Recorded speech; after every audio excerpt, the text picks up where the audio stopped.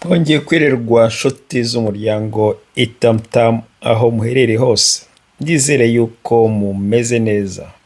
Uyu munsi rero nabateguriye ikiganiro kuri Life Path 33, Life Path 33.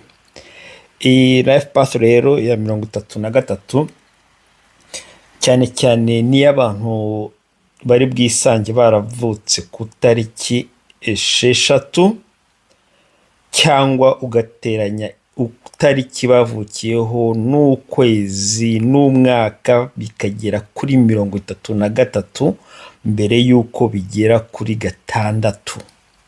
Mwibuke yuko iyo ubiteranyije byose ukagera ku mubare wa nyuma ari wo twita Life Path. Ariko iyo ugeze kuri 33 cyangwa 22 cyangwa 11 cyangwa 44, akenshi wakagombye guhagarara aho ngaho, kubera ko iyo niyo bita master. Iyo niyo bita master rero. Kano kanya rero kuri uyu munsi 33 ariyo yitwa master teacher, ni ukuvuga ngo ni umwarimu w'ikirenga wigisha bose, wigisha byose. Nk'uko twabibonye rero Life Path 11 iyo yari Master Psychic ku byerekeranye psychic akenshi ni ibyerekeranye ni psychic, ni yabyita ko ari iyobokamana, imitekerereze y'abantu. Noneho Life Path 22 yo twasanze yitwa Master Builder, no kuvuga ngo n'abantu bubaka fondasiyo y'aho ibintu byose bizatangira. Nibo bantu batangiza ibintu byose binini byose tubona kuri iyi si, aba nibo bari inyuma yabyo. Noneho kuri iyi Life Path ya 33 noneho bo bakaba bafata bano bose 11 na 22, none bano bakaba ari bo bigisha bariya babiri, ni nkaho ari metre wabo bombi, akaba ari witwa Master Teacher. Uyu Master Teacher rero nk'uko tubibona ni umuntu w'igitangaza cyane kubera ko muri we afite ubwitange mu gutanga, mu iyobokamana, ni ukuvuga ngo muri we ibintu byo gutanga, guha abandi, kurema abandi, we ni wo muhamagaro we, kandi abikora mu rwego runini cyane. ntago ari ibintu bito, abikora mu rwego ku buryo ubibonye byose niwe bigiraho. Turi buze gutanga amwe mu mazina y'aba celebrity, y'abantu bamenyekanye cyane ku isi, ubwo bize kuduha ishusho y'icyo bano bantu bari muri Life Path 33 icyo bashoboye, aho bashobora kugera kure hashoboka. Nk'uko nari mbivuze rero, uramutse ufashe nk'itariki ya 26 ukongeraho z'ukwezi kwa munani, ukongeraho umwaka w'1970, byose ukabiteranya, uza kwisanga wageze kuri 33. Aba bantu rero ni abantu b'ibitangaza cyane. Imbaraga zabo akenshi usanga nk'uko nabivuze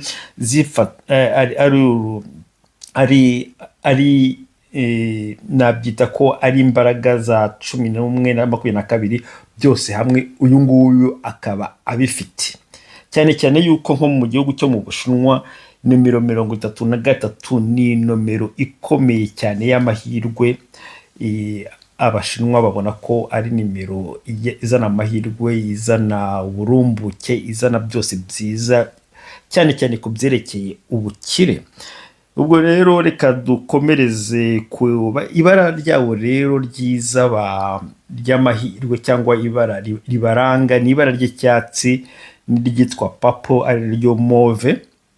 Ntashoboye kumenya mu rurimi rwacu ko ryitwa ni purple mu cyongereza, mu gifaransa ikaba ari mauve.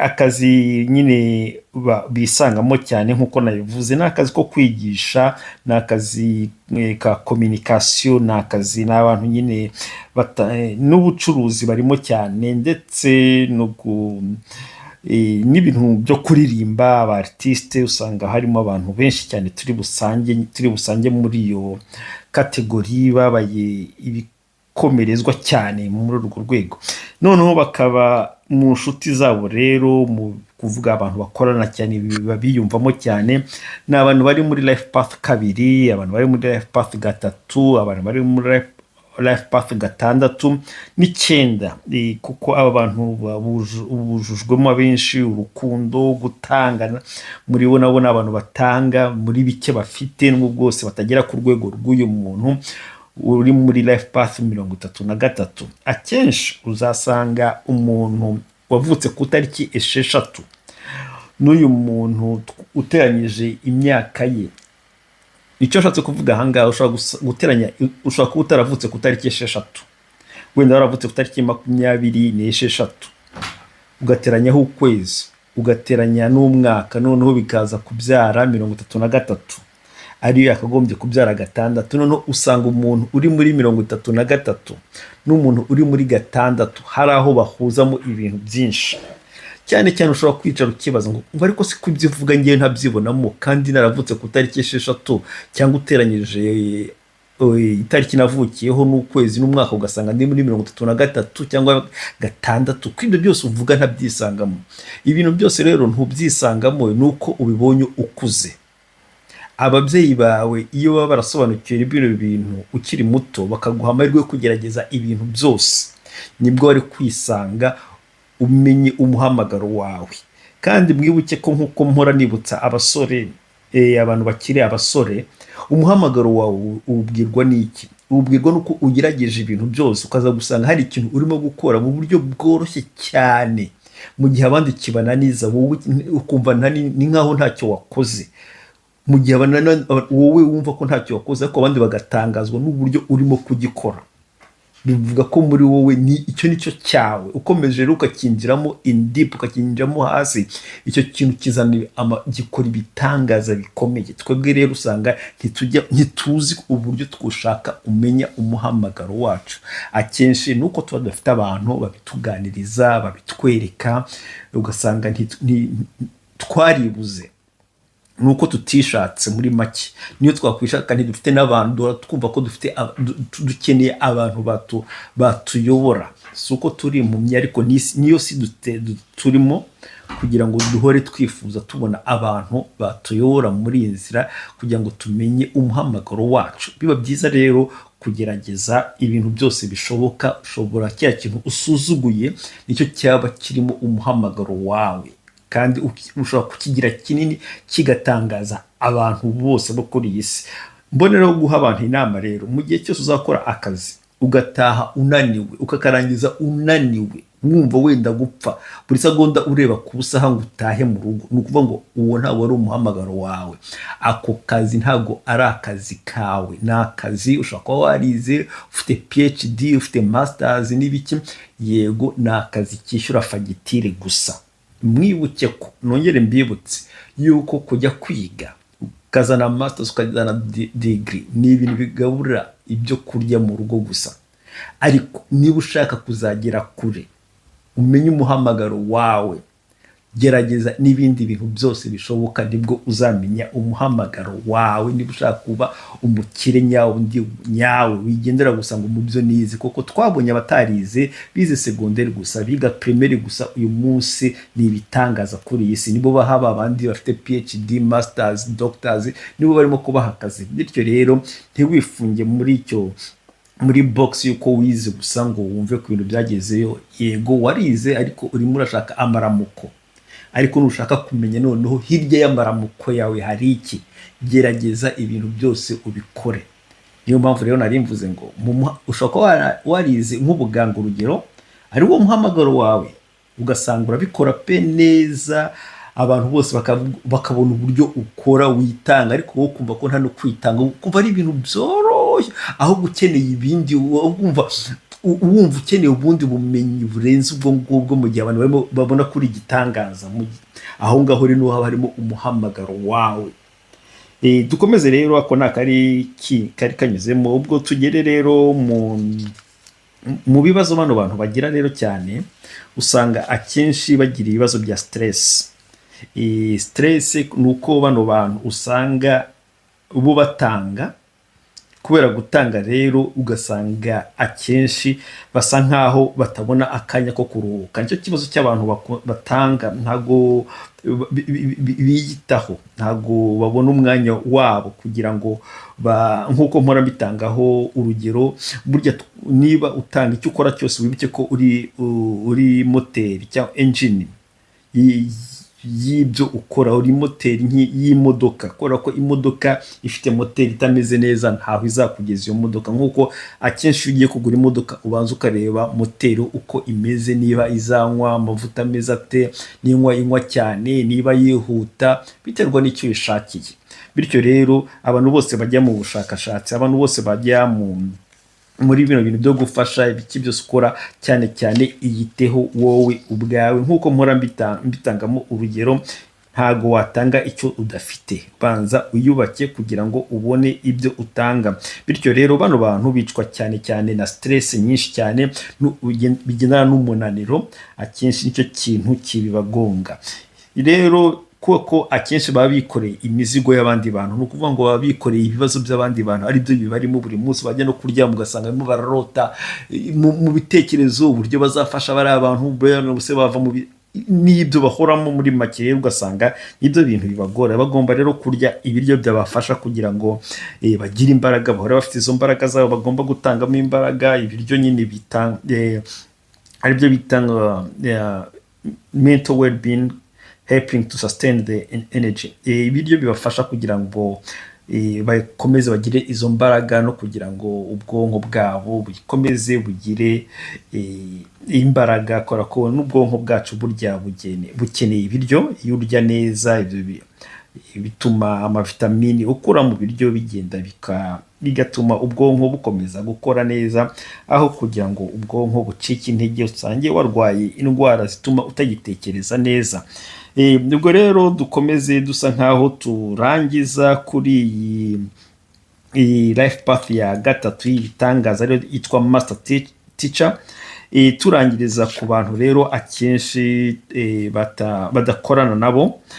Usanga ari abantu bari muri groupe, muri life path rimwe, 4, 5, 7, 8, nkuko twabiganiye ku bantu bafite life path rimwe. Bano bantu nabo bibitangaza bahindura ibintu usanga badashaka kuvugirwamo. Akenshi usanga ibintu byerekeranye n'Imana, yego bemera Imana, bakunda Imana, ariko akenshi usanga bagira limite mu bintu by'imyemerere y'Imana, kuko bashaka gukora akenshi ibintu byinshi bifatika. Usanga uyu muntu wo muri life path rimwe agongana cyane n'uwo muri life path 33, kubera ko akenshi wa life path 33 ashaka gufasha abantu, ariko akenshi uyu wo muri rimwe ashaka ko n'abari abantu yego barafashwa, yego ariko nimugire icyo namwe mukora, mugire contribution yanyu mukora. Ntago muri birema, yego ushaka kubura ikirema, ariko nubwo bwose uri ikirema hari icyo wakora. Ugasanga no kuri 4 nuko nguko usanga bagongana, kubera ko umuntu muri 4 nkuko twabivuze ni umuntu uyorganiza cyane, umuntu ufite discipline mu kazi ke, n'ubwo bwose agira ubwoba bw'impinduka. 5 nawe ni umuntu ukora ibintu byinshi cyane bihinduka, ukora imishinga yose abashaka kuba irimo, business zose abashaka kuba azirimo, ariko ugasanga rero n'ubwo bwose abirimo, ariko aragongana n'uyu 33 kubera ko yashaka business ariko ntumuzanira ibintu byo gufasha gusa. Rimwe na rimwe baragongana, kubera ko akenshi hafi ya bose usanga umwe arimo ko blaminga undi, ni wowe wanteye bino bibazo, kubera ko hagati yabo harimo umuntu udahundi friend umubwira ngo ahagarara, genda buhoro urihuta.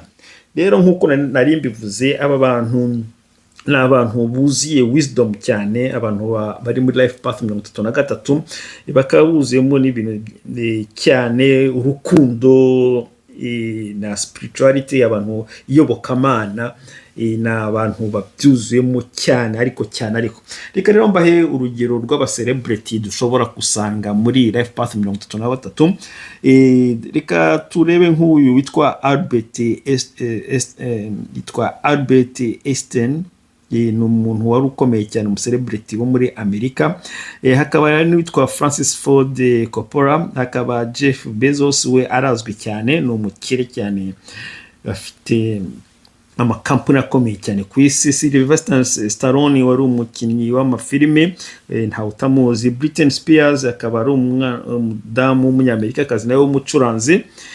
Nk'uko reka tunyarukire nabo tuvuge muri bamwe b'abanyafurika wenda baba bazwi.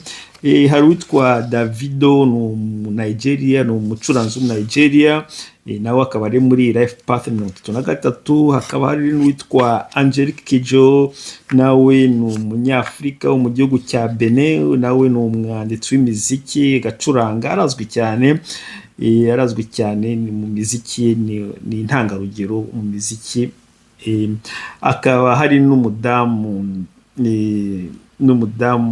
wo muri Kenya witwa Lupita Nyong'o, akaba we ari umukinnyi w'amafilime muri Hollywood.